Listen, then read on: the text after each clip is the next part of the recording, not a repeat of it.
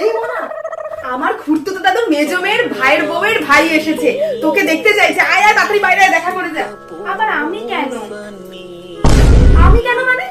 তোকে আমি এই শিক্ষা দিয়েছি যে কেউ বাড়িতে এসে ডাকলে তুই ঘরের মধ্যে বসে থাকবি, কারোর সাথে দেখা করবি না? ছি ছি ছি, আমার সব শিক্ষাই পেতে গেল। ছি, মানুষ করতে পারলাম না। যাচ্ছি, যাচ্ছি, যাচ্ছি। হ্যাঁ আয় তাড়াতাড়ি আয়। নাও মামা চা নাও। হ্যাঁ দে। এই তো বুচুনি চলে এসেছে। ও মা, কত বড় হয়ে গেছিস তুই, কি মিষ্টি দেখতে হচ্ছে। দেখ তোর মেয়েকে এইটুকু দেখেছিলাম। থাক থাক থাক, তোকে ছোটবেলায় আমরা বুচুনি বলে ডাকতাম, তোর মনে আছে? আর আমি কে বলতো, আমি চিনতে পারছি? আসলে আমি ঠিক চিনতে পারছি না।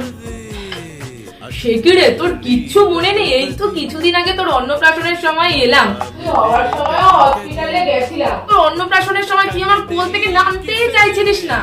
তোর এসব কিচ্ছু মনে নেই? মিনু, তোর মেয়েকে ব্রাহ্মী শাক খাওয়ালে দেখবি ছোটবেলার স্মৃতি শক্তি সব ফিরে এসেছে, নয়তো দেখবি ছোটবেলায় যা সব করেছে সবই ভুলে গেছে।